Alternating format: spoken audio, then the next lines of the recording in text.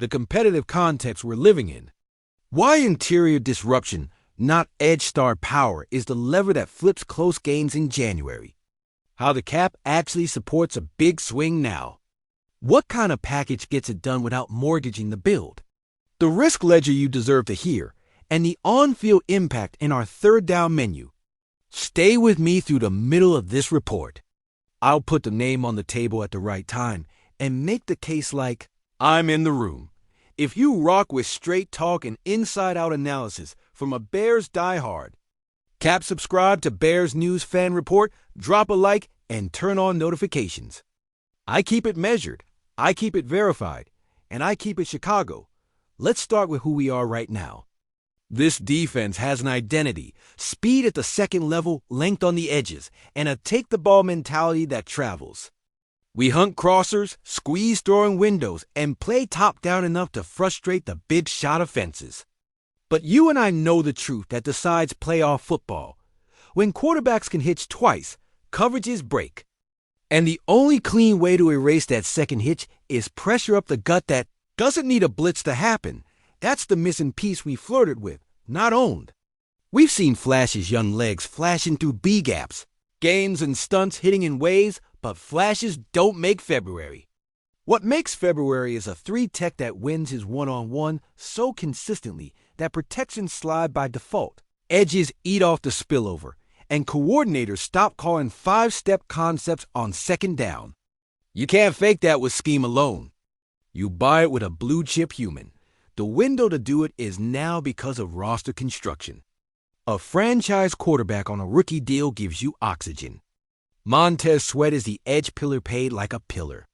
Jalen Johnson is your true CB1 locked and trusted. Tremaine and TJ are the communication spine.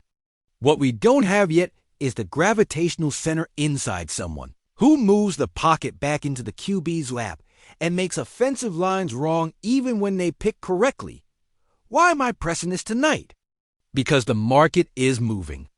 When teams in the AFC start recalibrating timelines and the top of the NFC is trench heavy, the price for interior dominance doesn't go down, it spikes.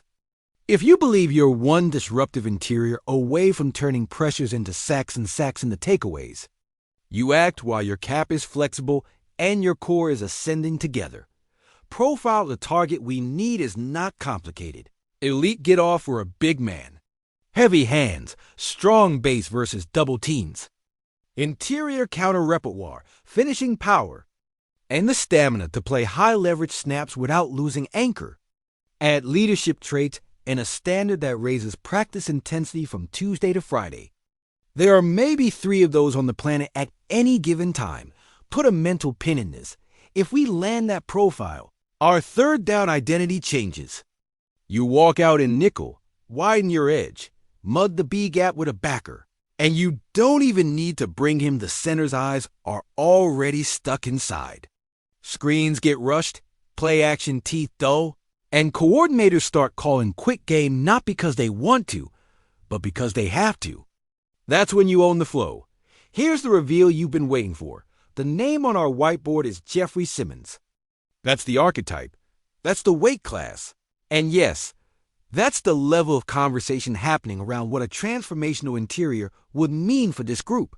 Simmons is the rare tackle who can live at 3-tech, bully doubles, convert speed to power, and still win late with hands.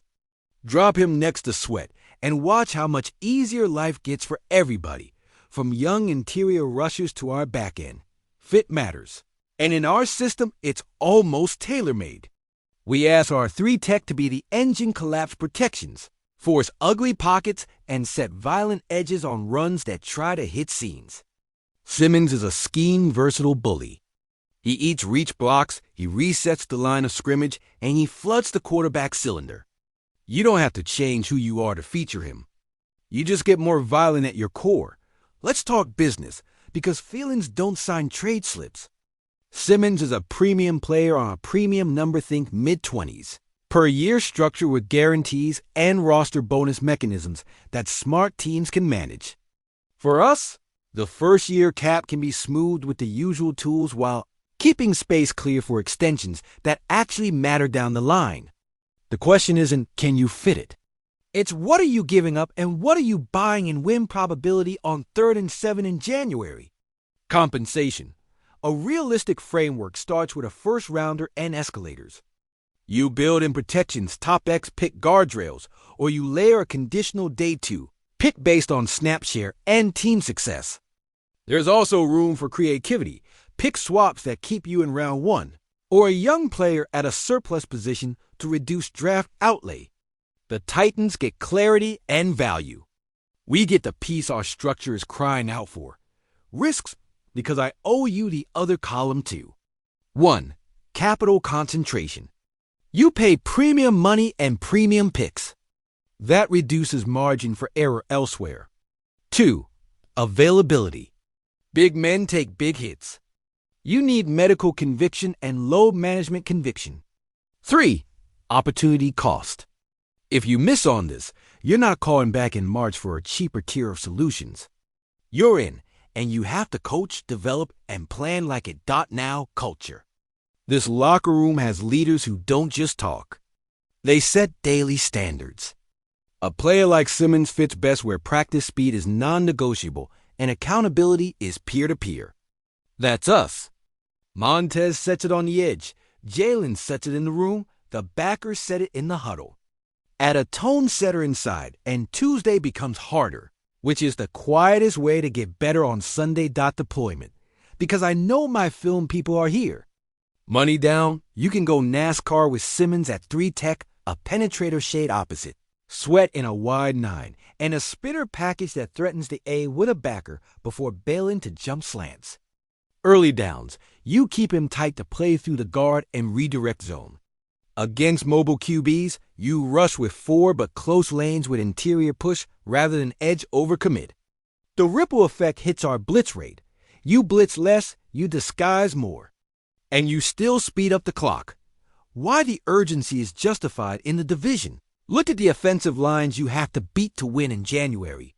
You don't out-scheme elite guards. You out-physic them.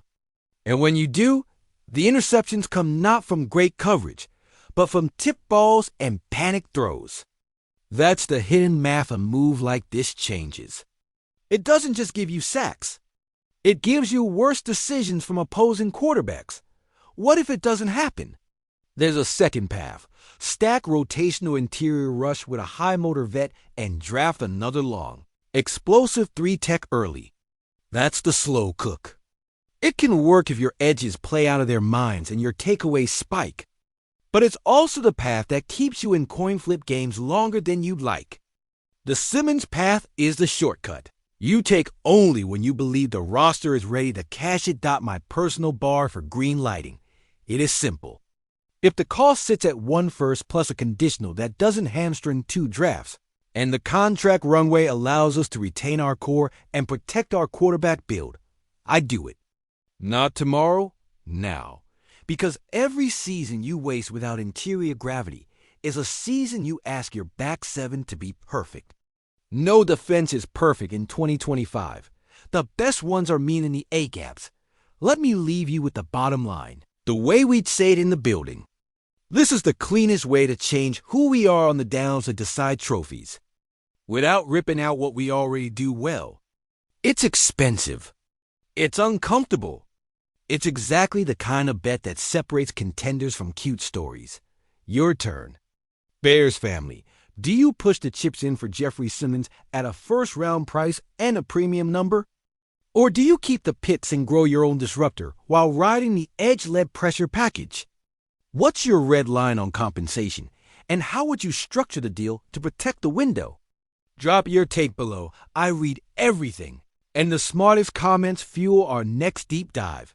If this breakdown helped you see the field like the coaches do, hit like, subscribe to Bears News Fan Report, and turn on the bell.